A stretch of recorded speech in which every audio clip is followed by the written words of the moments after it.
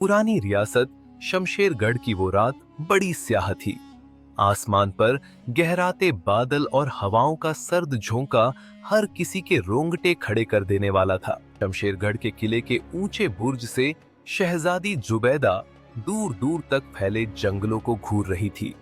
उसकी उसकी आंखों में न तो दया थी न ही ममता। लोग कहते थे कि जुबैदा इतनी निर्दयी थी कि वो मुस्कुराती भी तो डर लगने लगता था। लेकिन ये कहानी सिर्फ जालिम शहजादी की नहीं थी। ये कहानी थी सौदागर के बेटे अमान की, जो अपनी सूझबूझ और बहादुरी के लिए पूरे इलाके में मशहूर था। वो अपनी जवानी की दहलीज पर खड़ा अपने पिता के कारोबार को संभालने में लगा हुआ था। लेकिन शायद उसे भी नहीं पता था कि उसकी जिंदगी में जुबैदा का काला साया आने वाला है। एक दिन शमशेरगढ़ की बाजार में एक शाही फरमान सुनाया गया। हर व्यापारी को अपने सबसे सुंदर और बहुमूल्य सामान को शहजादी के दरबार में पेश करना होगा। जो ऐसा नहीं करेगा उसका अंजाम मौत होगा। फरमान सुनते ही बाजार में सन्नाटा छा गया। व्यापारी आपस में खुसुर फुसुर करने लगे। अमान के पिता भी चिंतित हो गए। अमान, क्या करें अगर शहजादी को हमारा सामान पसंद नहीं आया तो? अमान ने गहरी सांस ली और कहा, अब्बू, डरने की कोई जरूरत नहीं है। मैं खुद ये जिम्मेदारी उठाऊंगा। हमारा सबसे अनमोल सामान मैं खुद शहजादी के सामने पेश करूंगा। अगली सुबह अमान राजमहल पहुंचा। दरबार में शहजादी जुबैदा अपने सुनहरे सिंहासन पर बैठी थी। उसकी आंखों में एक अजीब सी चमक थी, मानो वो किसी शिकार की तलाश में हो। अमान ने उसके सामने झुकते हुए कहा, शहजादी साहिबा, यह हमारे परिवार की सबसे कीमती वस्तु है। इसे हमारी ओर से आपका तोहफा समझे। जुबैदा ने उसकी ओर देखा। तो ये है तुम्हारा अनमोल सामान। क्या तुम जानते हो, अगर मुझे ये पसंद नहीं आया तो क्या होगा?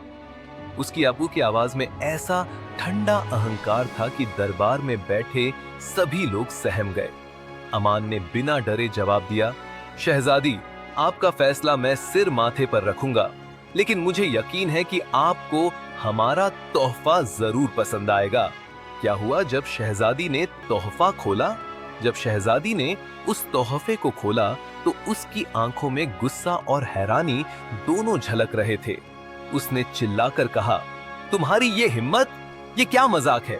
शहजादी ने तोहफा उठाकर दरबार के बीच फेंक दिया।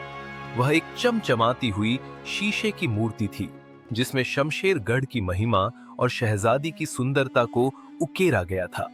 पर शहजादी को गुस्सा इस बात का था कि उसमें उसकी ताकत और क्रूरता का कोई अक्स नहीं दिख रहा था। उसने अमान की ओर उंगली उठाई। तुम्हारी ये हिम्मत कि तुम मेरे दरबार में ऐसा उपहार लाओ जो मेरी असली पहचान को नहीं दर्शाता।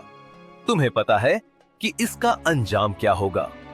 अमान ने बिना झुके उत्तर दिया, शहजादी साहिबा, यह आपकी महानता और सुंदरता का प्रतीक है। इसमें आपके व्यक्तित्व की गहराई को दर्शाया गया है। यह केवल एक मूर्ति नहीं, बल्कि शमशेरगढ़ की जनता के प्रति आपका स्नेह और न्याय का प्रतीक है।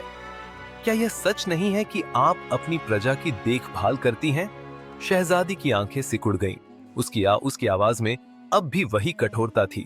तुम मुझे समझाने की कोशिश कर रहे हो?